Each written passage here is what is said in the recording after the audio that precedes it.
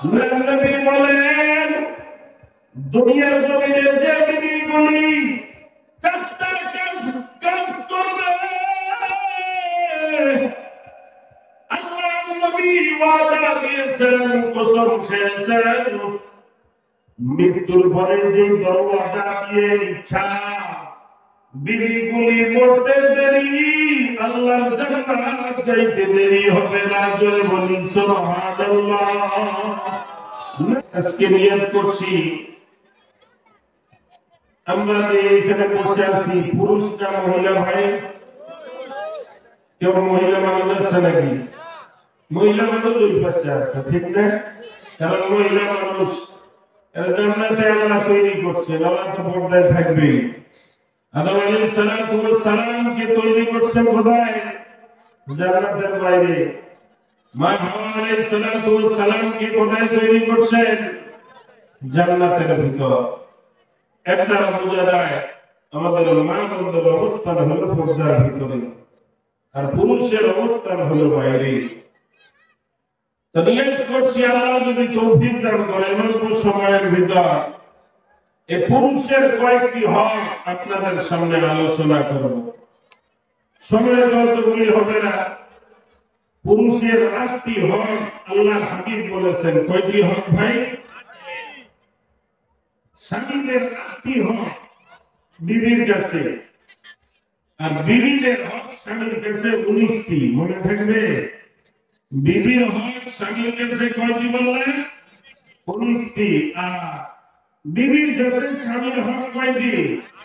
8টি। এই 8টি আলোচনা করব।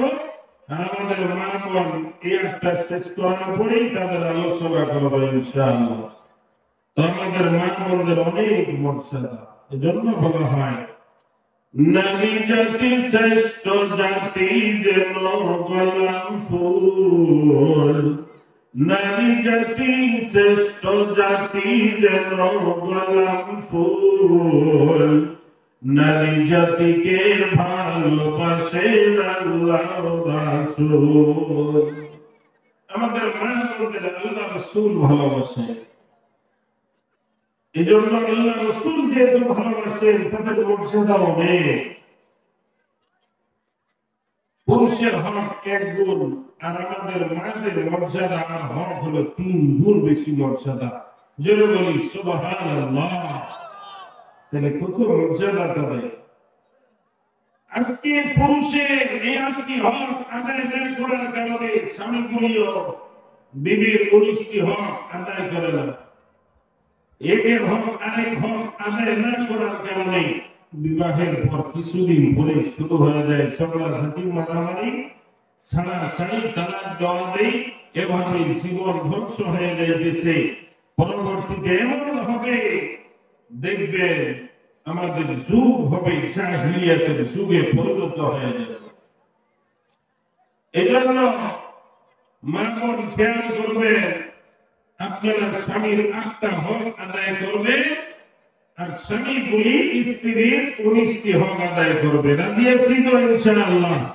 কারা কারা রাজি আছে? হাত তুলে তাকবীর দেওয়া বাইরে তাকবীর, নারায়ে তাকবীর।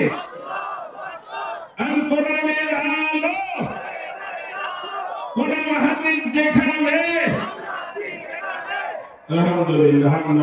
আল্লাহ তাআলা কবুল করেন। সবাই বলি আল্লাহুম্মা আমিন।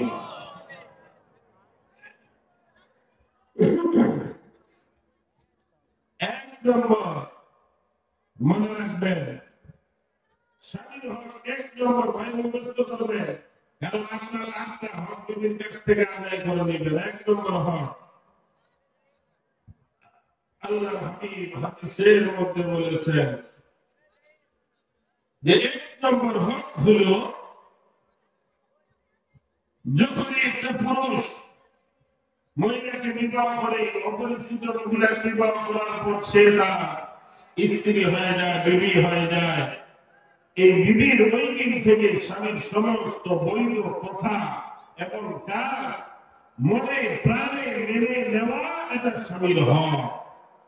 1 নম্বর কি বললাম ভাই? যেদিন থেকে বিবাহ হয়ে যাবে বিবির জন্য ওয়াজিব হয়ে যাবে স্বামীর সমস্ত বৈধ কথা এবং বৈধ কাজগুলি মনে প্রাণে দিলে অন্তরে গেঁথে নিয়ে তদনুযায়ী আমল করা। তাহলে ১ নম্বর হকটা ওই সময় বুঝে আসবে, কয়েকটি উদাহরণ দিলে সুন্দর করে বুঝে আসবে। আল্লাহর নবী হাদিসের মধ্যে বলছেন, তিরমিজি শরীফ 1159 নম্বর হাদিস, وقال النبي صلى الله عليه وسلم لو كنت آمرا أحدا أن يسجد لأحد। তিরমিজি শরীফ 1159 নম্বর হাদিস। আমার আপনার পয়গম্বর জনাবে মুহাম্মদুর রাসূলুল্লাহ সাল্লাল্লাহু আলাইহি ওয়াসাল্লাম বলেন, আল্লাহর নবী বলেছেন, আমি যদি কোন পুরুষকে নির্দেশ দিতাম, অনুমতি দিতাম, আল্লাহর নবী বলেন, লা আমারতু মারআতান আন তাসজুদা লিজাওজিহা। আমি যদি দুনিয়ার জমিনে কোন মহিলাকে কোন মানুষের কদমে সিজদা দেওয়ার অনুমতি দিতাম, পৃথিবীর সমস্ত বিবিগুলিকে বলতাম তোমার স্বামীর কদমে সিজদা দাও। তিরমিজি শরীফ আল্লাহর নবী বলেন, তাহলে এই পুরুষটির দাম আছে না নাই? আল্লাহ বাদ দিয়ে, সৃষ্টিকর্তা রব্বুল আলামিন বাদ দিয়ে,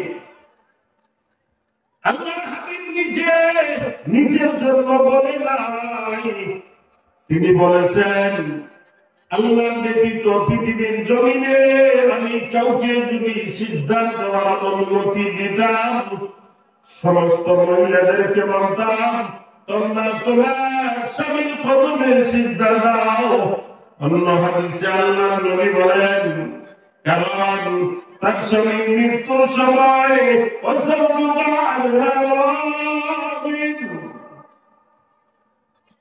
যে বিবি যে সময় মারা যায়, স্বামী যদি বিবির প্রতি সন্তুষ্ট থাকে, আল্লাহর নবী বলেন ওই বিবিকে আল্লাহ বিনা হিসাব আল্লাহর জান্নাতের মেহমানদারি হিসেবে কবুল করবেন। সুবহানাল্লাহ। এই স্বামীর ১ নম্বর হক বিবির কাছে পাওনা, কথা কাজ বৈধ সবগুলি মেনে নেওয়া। এই ১ নম্বর বুঝার জন্য উদাহরণগুলি বলতেছি। আল্লাহর নবী বলে কাউকে যদি সিজদা দেওয়ার অনুমতি দিতাম, তাহলে বিবিগুলি বলতাম তোমার স্বামীর কদমে কি করো, সিজদা দাও। আরেকটা উদাহরণ বলি আপনাদেরকে। সহিহুল জামে একটা কিতাব আছে, ৬৬০ নম্বর হাদিস। এই কিতাবের মধ্যে ৬৬০ নম্বর হাদিসের মধ্যে লিখেন, قال النبي صلى الله عليه وسلم إذا صلت المرأة خمسها وصامت شهرها وحسنت فرجها وأطاعت بعلها সহিহুল জামে ৬৬০ নম্বর হাদিসে আল্লাহর নবী বলেন, যে বিবিগুলি ৪টা কাজ করবে। কয়টি কাজ ভাই? ১ নম্বর ৫ ওয়াক্ত নামাজ যে বিবিগুলি পড়বে।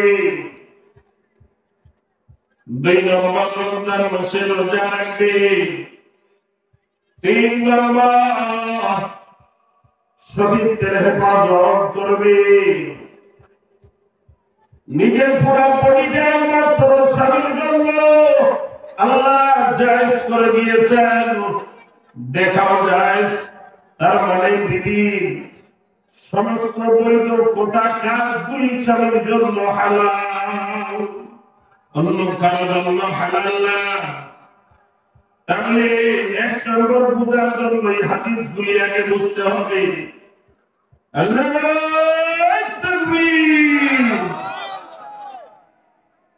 এক নম্বর চারটা আমল করবেন মা বোন, পাঁচ ওয়াক্ত নামাজ, রমজান মাসের রোজা, নিজের শরীরের হেফাজত। নবীর জামানায় একজন আল্লাহর বান্দী ছিল, নেককার বান্দী, গরিব অসহায়ের কারণে তিনি আল্লাহর এক বান্দার কাছে গেলেন, বললেন ভাই আমাকে কিছু টাকা হাওলাত দেন, অমুক তারিখে আপনারে পরিশোধ করে দিব। তাই ভাই 500 দিরহাম তার হাওলাত দিলেন, চলে গেলেন। তারিখ অনুযায়ী টাকা পরিশোধ করার কথা ছিল, সব করতে পারে নাই। আল্লাহর নেককার বান্দী চলে আসলেন তার ভাইয়ের কাছে, ভাই তোমার ধার করার টাকা আমি পরিশোধ করতে পারলাম না, আমি অমুক তারিখে দিয়ে দিব।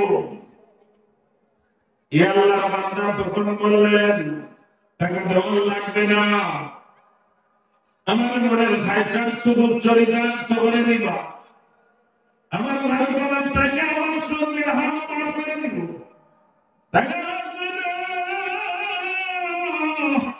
মাফ করে দিলাম, টাকা লাগবে না। আল্লাহর বান্দী নিয়ে গেলেন, কাজ কামাই চলে গেলেন। দরজা জানালা সব বন্ধ হয়ে গেছে। এই নাম ছিল কিফিল। নেতা বাবাজি সব দরজা জানালা বন্ধ করে দিলেন। আল্লাহর নেককার বান্দী কোনদিন গুনাহ করে নাই। যুবতী আল্লাহর নেককার বান্দী কোনদিন একটা গুনার দাগ নিজের শরীরে লাগায় নাই।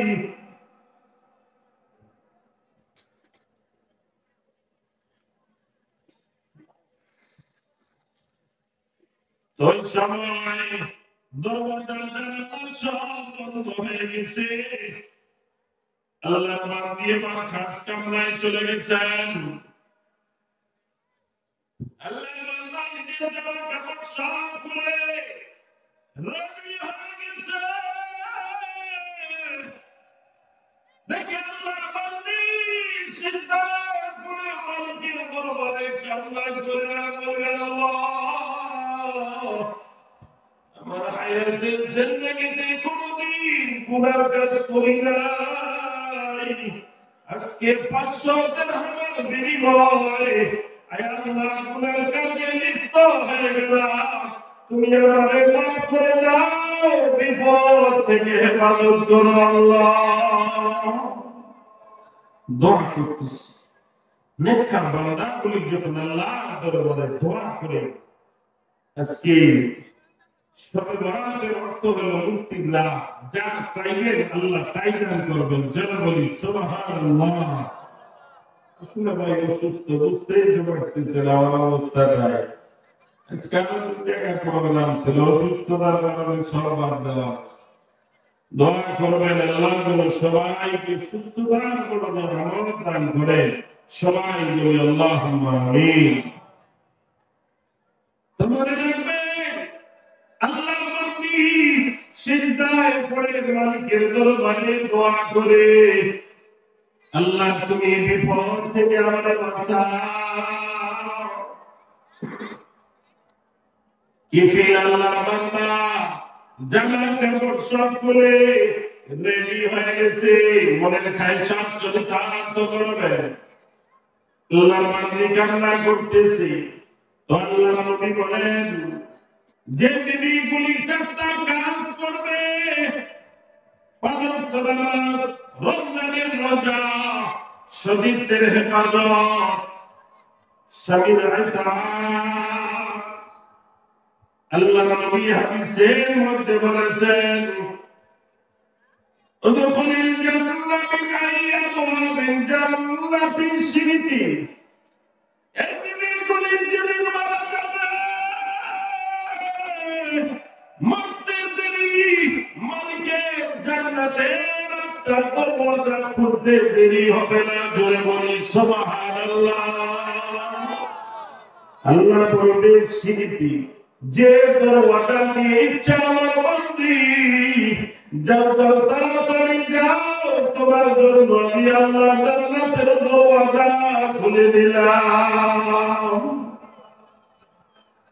আরেকটা উদাহরণ আল্লাহ নবী হাদিসের মধ্যে বলেন, তিরমিজি শরীফের 1161 নম্বর হাদিস, তিরমিজি শরীফ। আল্লাহ নবী বলেন, ইদা মাতাতিল মারাতু ওয়া যাওজুহা আনহা রাজিন,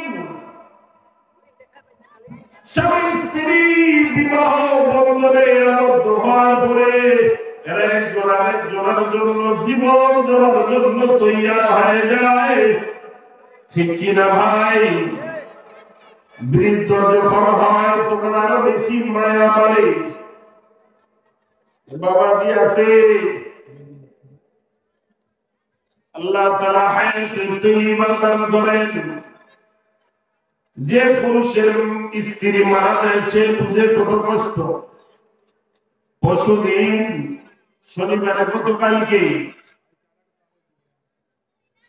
মঙ্গলপুর মাদ্রাসায় একজন চাচি মারা গেলেন। নিজের স্বামীর কান্না দেখছি, সে বুঝে বিবি চলে গেলে আমার কি হারিয়ে গেল, নিজে আমি কান্না ধরে রাখতে পারি না।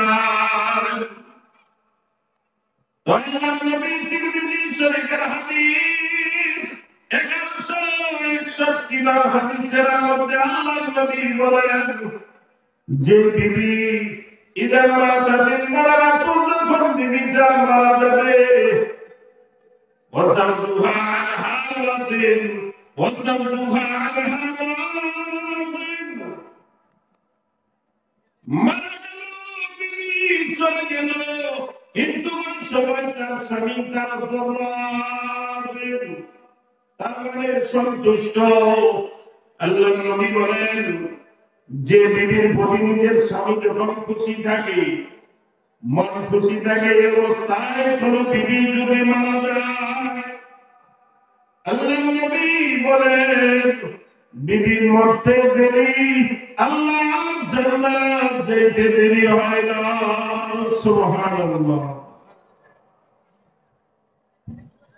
একটা ওয়াকিয়া শোনাই। মা ফাতিমা রাদিয়াল্লাহু তাআলা আনহা নিজের স্বামীকে বললেন, ওগো আবু জেহেল, আবু লাহাব, কাফের মুশরিকরা নিজের বিবির জন্য গহনা, মালা, চুড়ি সব কিছু সুন্দর করে সাজায়। আমাকে যদি নিতা খুব সুন্দর বানাইতো, আমি কে যখন এই কথা বললেন, তার কাছে টাকা নাই, গরিব অসহায় মানুষ, তিনি কিছু বলেন না। একথা শোনার পর চলে গেছেন মসজিদের মধ্যে নামাজ পড়ে, সেখানে ঘুমিয়ে গেছে। আল্লাহ নবী নিজের বাড়ি থেকে রওনা দিয়েছেন, কলিজার টুকরা সন্তান মেয়ের বাসার দিকে রওনা দিয়েছেন। বাড়িতে মাথা তোমার বাড়িতে আসার পূর্বে সব কিছু কমপ্লিট করে ফেলেন। আল্লাহ নবী বলেন, ফাতিমা কি হয়েছিল? তোমার বাড়ির মধ্যে আল্লাহ আসমান থেকে দৈনন্দিন রহমত বর্ষণ হওয়া আমি দেখতে পাইতাম। আজকে আসমান থেকে রহমত বরকত পুরি আমি বন্ধ দেখছি। ওই রহমতের দরওয়াজা বন্ধ দেখলাম। যদি তুমি অবস্থায় মারা যাইতা, বললেন কি হয়েছে তোমার? কয় বাবা যা হয়েছিল সব কিছু গম্ভীর হয়ে গেছে। তার মানে আল্লাহ নবী দেখে মেয়ে জামাই দুইজনে রাগারাগি করে মসজিদে যে ঘুমাইছেন স্বামী, ওই সময় মনে ফাতেমা বাড়ির থেকে চলে গেছে। স্বামী ফাতেমার পাশে বইসা বইসা দুইটা চোখের পানি যখন ছেড়ে দেয়, চোখের পানির বিনিময় স্বামী জাগ্রত হয়ে যায়। জাগ্রত হয়ে বলে, বিবি মা ফাতেমা তোমার কি হয়েছে, কেন আইছো? আমারে মাফ করে দাও। আর কোনদিন তোমার কাছে কোনদিনই চাইব না। দুইজনে একসঙ্গে রাত দূর করে বাসার মধ্যে চলে যায়। আল্লাহর নবীর সময় উপস্থিত। কয় মা ফাতেমা, এই অবস্থায় যদি তুমি মারা যাইতা, আমি নবী তোমার মেয়ে হওয়া সত্ত্বেও আমি তোমার জানাজা নামাজ আমি পড়াইতাম না। একটু কালিমা পড়ে লা ইলাহা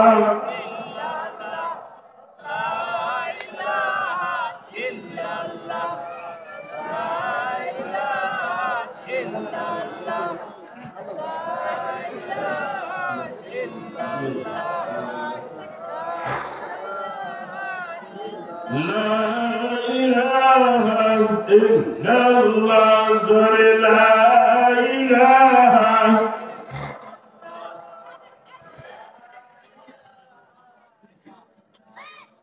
la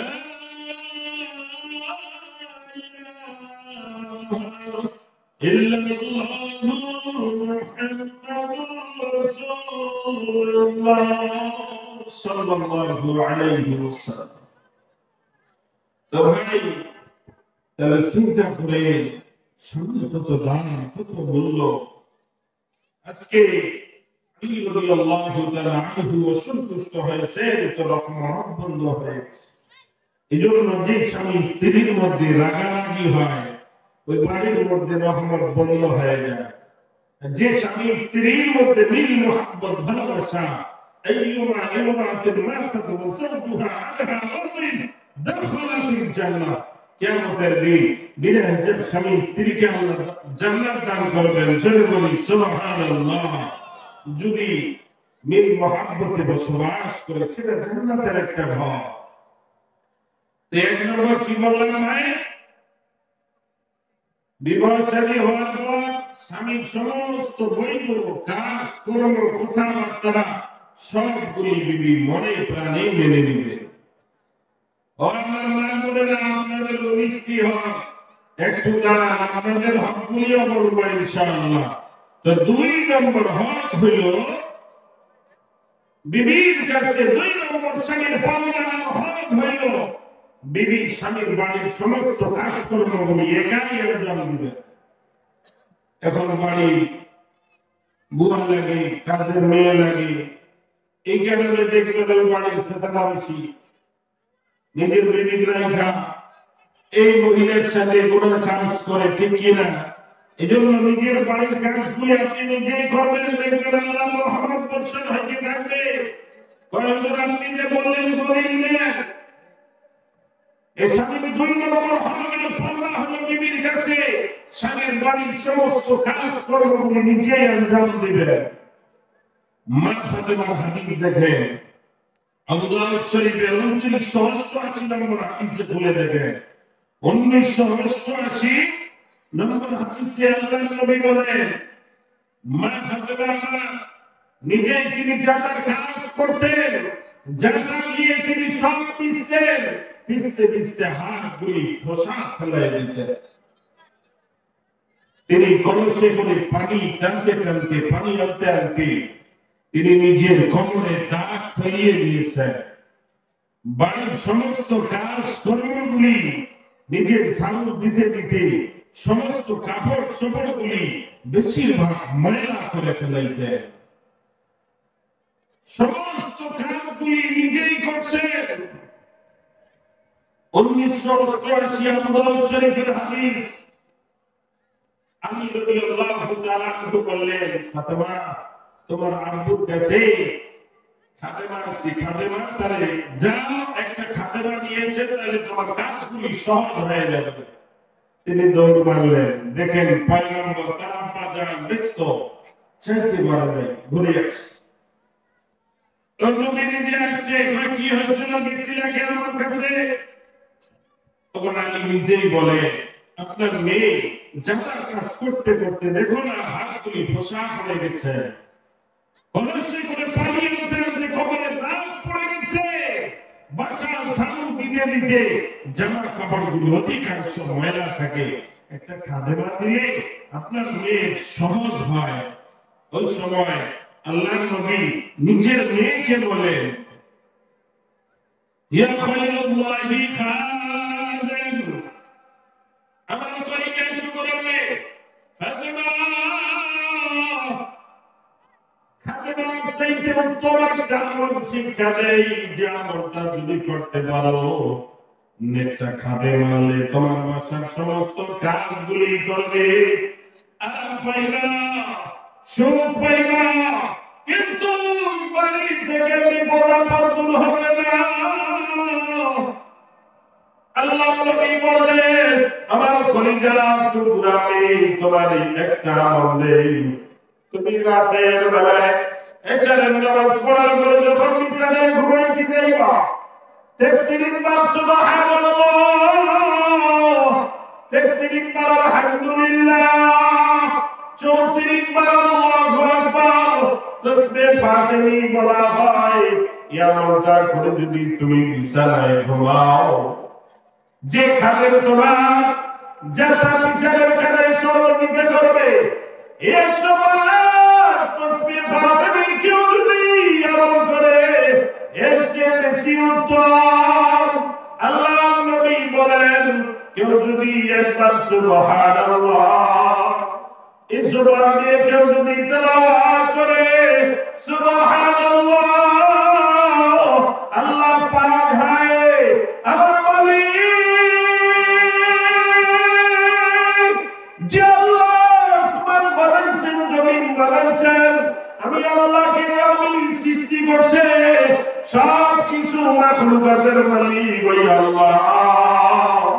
বান্দাগুলি যখন বলে সুবহানাল্লাহ, আল্লাহ তুমি পবিত্র, তুমি পাক, বান্দাগুলি যখন বলে সুবহানাল্লাহ, আল্লাহ কি যখন বলে আল্লাহ তুমি পবিত্র, সুবহানাল্লাহ বলার বিনিময়ে আল্লাহ তাআলা এই বান্দা বান্দীগুলিকে আল্লাহ পবিত্র বানিয়ে দেন। সুবহানাল্লাহ। তাহলে 2 নম্বর হক হলো স্বামী বাড়ির সমস্ত কাজগুলি কি করবে, বিবি একাই আঞ্জাম দিবে। মা ফাতেমা বললেন, রাদিতু লিল্লাহি ওয়া লির রাসূল, আমার আব্বা আল্লাহর পক্ষ থেকে আপনার পক্ষ থেকে আমলটা আমি কবুল করলাম। খাদেমা লাগবে না, আমার জীবন থাকা অবস্থায় আমার স্বামীর বাড়ির সমস্ত কাজগুলি আমি একাই আঞ্জাম দিব। অনেক বিবি বলে, এতগুলা কাজ করা যায়? মা ফাতেমা যদি করতে পারে জান্নাতের সর্দারনি মহিলাদের, তাহলে আমি আপনি কি করতে পারবো না? অবশ্যই পারবেন, চেষ্টা করলে উপায় হয়ে যায়। 3 নম্বর স্বামীর হক পাওনা হলো স্বামীর সব সময় সব চাহিদা, হালাল চাহিদাগুলি পূরণ করা। 3 নম্বর, ভাই মুখস্থ করবেন কিন্তু আজ থেকে সব হকগুলো আদায় করে নেবেন। 3 নম্বর পাওনা হলো নিজের